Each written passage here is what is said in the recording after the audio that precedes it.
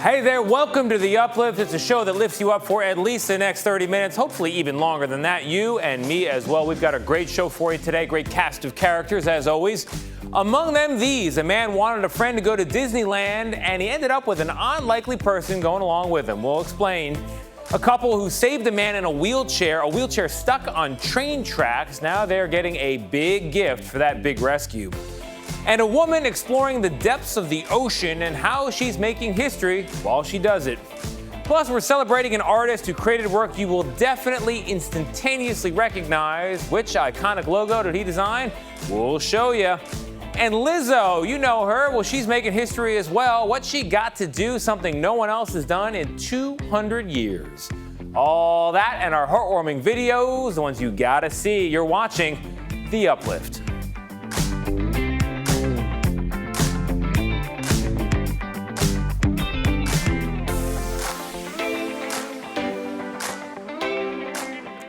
Hey there, I am Tony DeCopel. This is The Uplift, and we are going to start exactly where you wish we would. A history-making superstar named Lizzo, well, she just became part of presidential history as well. Caitlin O'Kane has the story. She's a singer, dancer, businesswoman, and an avid flute player. And now Lizzo is part of presidential history. It all started with an invitation from the Library of Congress. The library is home to the world's largest flute collection, and knowing Lizzo had a love for flutes, her own flute even has its own Instagram, the library invited her to come check out the collection, including a priceless 200-year-old crystal flute that once belonged to President James Madison. She accepted the offer and visited the library while in D.C. for a concert. But of course, one crystal flute stood out. James Madison's flute, gifted to him by Claude Laurent. It's believed only 185 of Laurent's glass flutes exist today. And this one was almost destroyed. When the British invaded Washington, D.C. during the War of 1812, First Lady Dolly Madison saved the flute from the White House. And now, 200 years later, it's having its renaissance.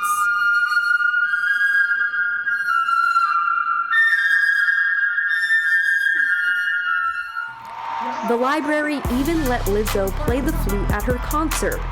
And although she was a tad nervous to hold the delicate instrument, it's crystal. It's like playing out of a wine. Be patient.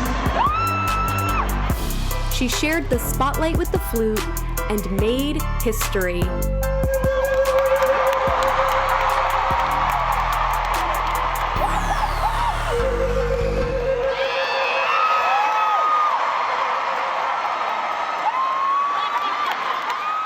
Ooh, is right. It's a musical instrument. It's made to be played, and she knows how to play it. All right, to our next story. We previously introduced you to a man named Isaiah Garza. He uses social media for good, performing random acts of kindness for strangers. Well, Garza recently came up with a very creative way to make someone smile. It's kind of his trademark, you might say.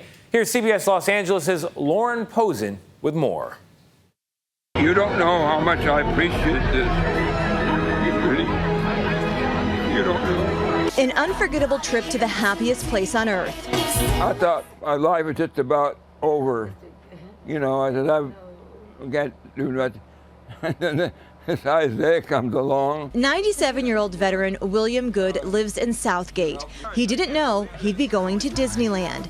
His caretaker answered an ad downtown Los Angeles resident and TikTok creator Isaiah Garza put on Craigslist. It literally was like something along the lines of college student looking for senior citizen to make smile. Oh my God. Nelva Aguilar thought Good would be perfect. I submitted 2 pictures of him with some shades on and another one with other shades. And then I got a response from him, but I didn't know who he was at all. She was just like, he's the sweetest human being ever. You're going to love him. And I was like, listen, do not tell him anything. Garza told her to bring Good to a park. This is what happened next. I'm sorry to bother you. I've had a really, really rough day. I just wanted to see if you'd be willing to go to Disneyland with me today.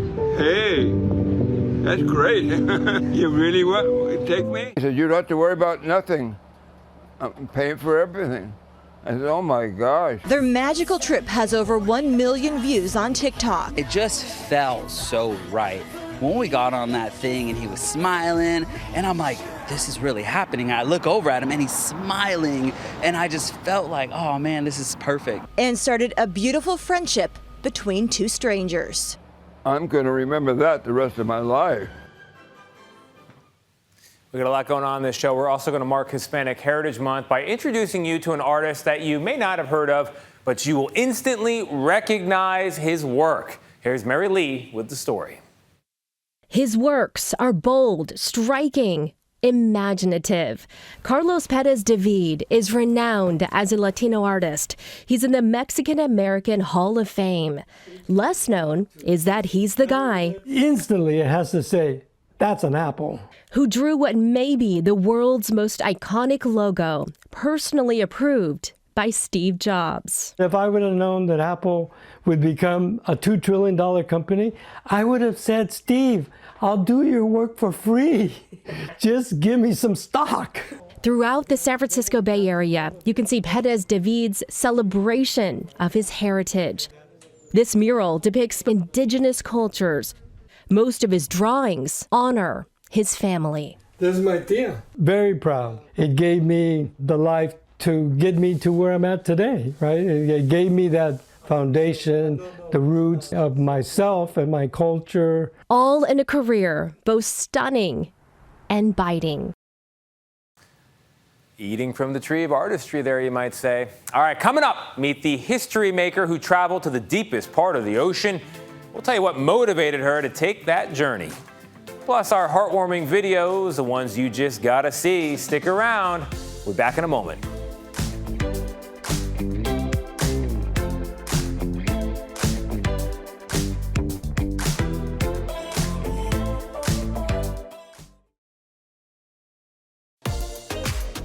Hey there, welcome back to the Uplift and welcome back to those viral videos, the ones you just gotta see. We stack them up every week, and this one's coming from Brian Tabler. He works at a doggy daycare and he wanted to test his dogs. Take a look. Let's see what dogs know how to sit at dog daycare today. Yo, Pistachio, come here, bro. Can you sit? Good job, Pistachio. Hi, Daisy. Can you sit, baby? Daisy, can you sit? No, that's not fine. Whatever. Hey, Lucy, do you want your toy? Can you sit? Sit. Good job. Hey, yo, Dexter, can you sit, bro? Dexter, get down. Sit. Oh, my God, good job. Hey, Lola, you're new here. Can you sit? Good job. Get out of my pocket. Hey, yo, Jerry, what do I have to do to get you to sit, dude? Can you sit? Jerry, sit, bro. Rolo, I thought you guys were practicing at home. Jerry's not into it. All right, our next video gets into the subject of what it takes to get your seat upgraded on a plane. Brittany D'Angelo said she was waiting for a flight when the gate agent challenged passengers to a dance contest. Best dancer gets that better seat, the upgrade. You're seeing the dance moves there. As you can see, D'Angelo put on her very best, doing the worm, wowing the gate agents, and of course, she won. Okay, I'd give it to her as well. I wouldn't dance for it, but there you go. All right, a family in Plainfield, Illinois started getting ready for Halloween, and they did it a little bit earlier this year. The Apple family, they began decorating their house not on September 1st, not early October, we're talking August 1st. It's all because every year they decided to go big with their Halloween display, but they really did outdo themselves this year with a Stranger Things theme, all of it based on the hit Netflix show. They went viral on TikTok for their decorations, and for one in particular, an illusion that makes it look like Max Mayfield's character is hovering in mid-air. It's not real, it's not a real person, it's just a mannequin, but the Apple family does not want to divulge exactly how they got this effect, so they're not sharing the secret behind how they did it. I approve, I do. All right, coming up, meet the couple who helped save a man stuck on train tracks in a wheelchair. Imagine that. Now they are all being recognized for the steps they took to save a life that day.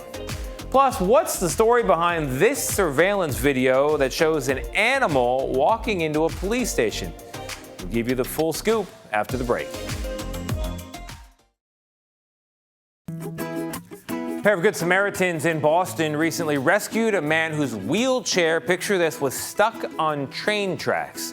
After that life-saving good deed, they all reunited, and they got a big surprise. Here's CBS Boston's Paul Burton. Nice to meet you. It was a day of surprises and gratitude at Gillette Stadium thanks to the Patriots organization. We first caught up with JT earlier this week in Holbrook after Good Samaritans Matt and Megan Poole rescued him when his old wheelchair got stuck on the tracks of an oncoming train. All he wanted that day was a cup of coffee before the Patriots game. Today, JT's mom thanked the couple. You saved me and my family a lot of tears from one mother to the next, honey. Thank you so much. This is when the surprises began for this die-hard Patriots fan. We wanted to give you guys a private tour of the Hall of Fame. Yeah. And around every turn in the Hall of Fame, JT was filled with joy and laughter. Both families have no idea what's about to happen, but they're about to meet Patriots linebacker and JT's favorite player, Matt Judon. How you doing? Glad you're here, man. Judon offered both families tickets to this weekend's home opener versus the Ravens. And if that wasn't enough, with the help of Judon and the mobility equipment recyclers out of Rhode Island, JT was presented with a brand new wheelchair. JT, who's your favorite player again? Matt Judon. Really not much for me. It's more on these guys that saved them. And, you know, we just kind of heard about the story and just wanted to help out. The Patriots gave them the tickets, and we came up with enough money to get the man a wheelchair and something that would suit him way better. We knew that he needed bigger tires so he wouldn't get caught in the tracks. We gave him a cup holder so that he can put his Mary Lou's in there. Somebody's acknowledging the need that we've needed for so long. It relieves us to know that now he's safe. I'm so happy he has something that not only did he need, but he's got the Cadillac now. He's going to be riding in style. A simple, kind gesture, I'm glad you're safe, though, can go a long way. In Foxborough, I'm Paul Burton, WBZ News. That's a great story. Reflects well on that whole Boston community. Well done, folks. All right, next up, we're going to introduce you to a student finishing college in Minnesota while his family was back in Ukraine in the middle of the war there. He needed some help, and a Good Samaritan decided to step in. Here's CBS Minnesota's David Schumann with that story.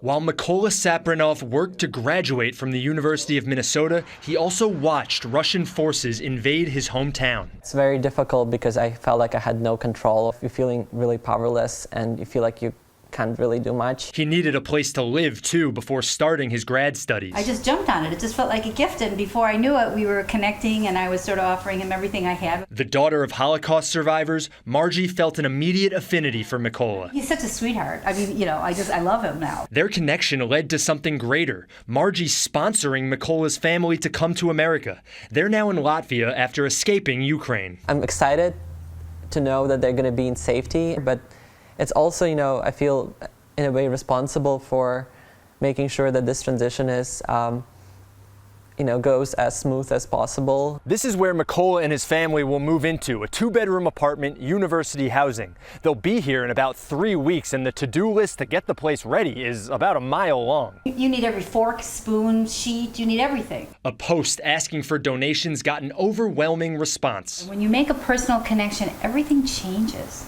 Because you start to really care. It's not just some cause out there. You start to care.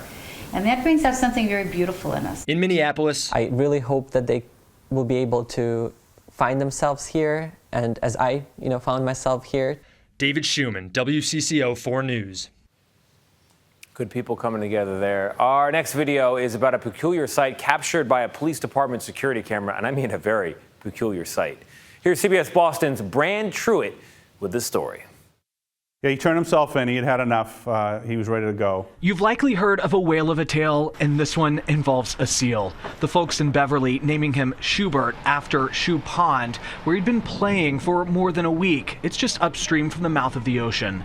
He knew to stay away from the boat, stay away from the nets. He would come close enough that they would get some pretty good pictures of them. That's Beverly Police Chief John LaLasher. He says on Thursday the real work began to try to get him out, but Schubert kept evading police. By sunset, rescuers called it a night, but the seal had other plans. Police say around 2:30 Friday morning, Schubert got on the move, waddling across a shopping center parking lot, following the fence line to the front door of the police station. Police called in the team at Mystic Aquarium right away. Yeah, the story just keeps growing. When the folks for the aquarium got here, they say they were taken aback at first. They recognized some of the markings on Schubert's face. Turns out he is a repeat offender. The aquarium had to rescue him on the Cape back in 2018. We do know the seal. He's about 4 or 5 years old, and it's come full circle. He is back where he started back then, but we're gonna be releasing him as soon as possible. Schubert's original name was Jackal, but Sarah Callan with the Mystic Aquarium assures me the name Schubert is here to stay. He's getting a checkup in Connecticut. Callan says he looks healthy and is even getting some time to play. He'll be released back into the ocean this weekend, this time with the GPS tracker. Luckily, Schubert did us all a favor and brought himself to the police department, which is a story that totally blows my mind still. A journey through sea, stream, and shopping center parking lot with a playful Schubert ready to go home. In Beverly, Brandon Truitt, WBZ News. Hey, they're there for help, even if you're a seal. All right, coming up, meet the woman who traveled to the deepest part of the ocean, did not spot Schubert the seal there, but made history on her journey. Stick around, you're watching The Uplift.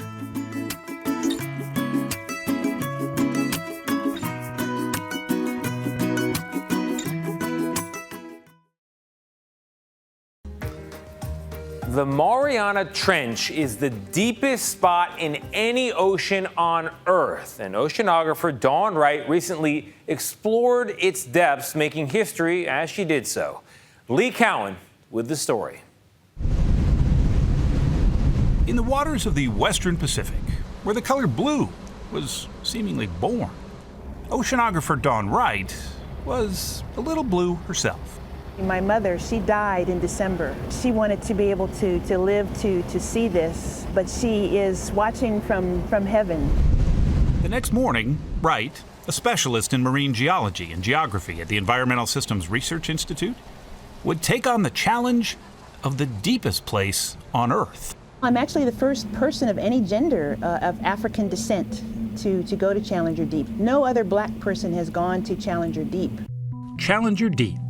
7 miles beneath the surface, more than 6 times deeper than the Grand Canyon, almost triple the depth of the Titanic.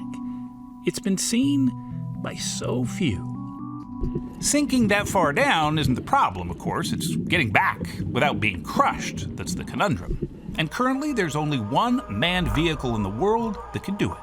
Coming out! It's called Limiting Factor, a 2-person submersible that's the brainchild of Texas adventurer and explorer Victor Vescova. Enjoy it. Thank you. He personally financed its design and construction. If it can work here, it can work anywhere on the seafloor.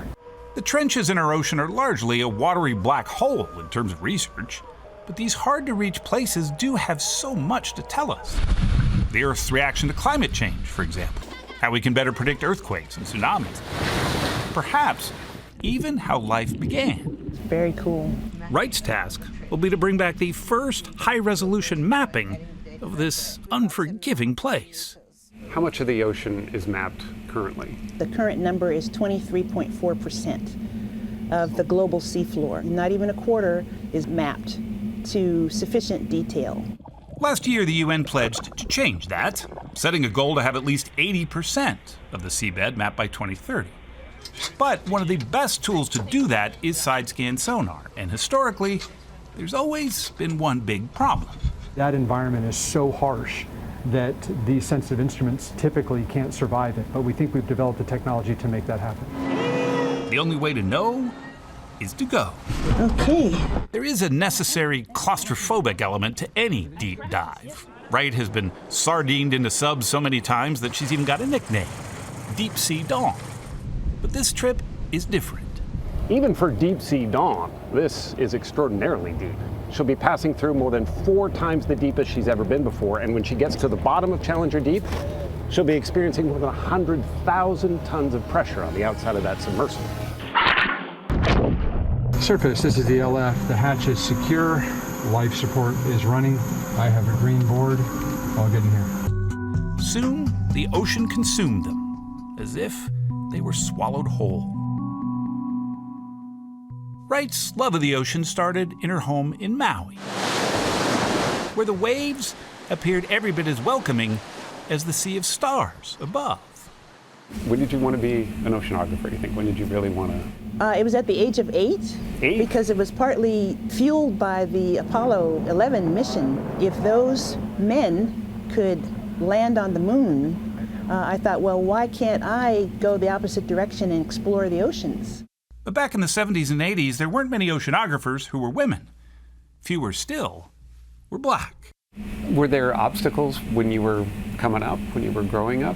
All kinds of obstacles. I spent several years at sea as a marine technician, and there were men on the ship that I was on who didn't believe that women should be there. That is a story, an age-old story. It is still an issue. All of that, though, was about to be eclipsed by her arrival at a place void of judgment and prejudice. Ooh! It's the bottom of the ocean, Dawn. Here it is. Out of the gloom, there it was. Surface, LF, depth 10904. At bottom. Woohoo! Congratulations. Wow, what an image down there. You're at the bottom of the ocean. Thank You're you, welcome. Victor. Every second at the bottom was revealing, almost too revealing. What is that? Ooh, that is artificial. Humans themselves may be foreign to this landscape, but sadly, our trash is not. It's a bottle. It's a freaking bottle. Isn't that something? It's a bottle. As soon as we get here. Not as pure an experience as she'd hoped for, perhaps, but her disappointment soon turned to excitement. Oh, look at this. Looking good. That first-of-its-kind side-scan sonar so many feared would give way under the ocean's unrelenting pressure hummed along as if it was mapping a shallow lake. Oh, some interesting features. Most explorers will tell you that there is one constant about pushing the envelope. Dropping surface weight. Ascending. And that's that there's never enough time. After 10 hours beneath the land of sunlight, air, and lungs, Deep Sea Dawn resurfaced, returning to the pitching deck of her research vessel where the real work of analyzing her research had now only just begun. Good job. That smile on Dawn Wright's face, however, was all for her mom, who always encouraged her to chase her lofty dreams, even if they lay at the bottom of the world. What do you think your mom would think? I think my mom would be extremely relieved. Somewhere high over the deepest spot on Earth, Lee Cowan, CBS News. And we just brought you to the bottom of the ocean, all in an effort to lift you up. I hope it worked. That is our show. I trust it brightened your day, lifted you up. If it didn't, go ahead and watch it again. Reruns, totally free. I'm going to go find some good news. See you next time.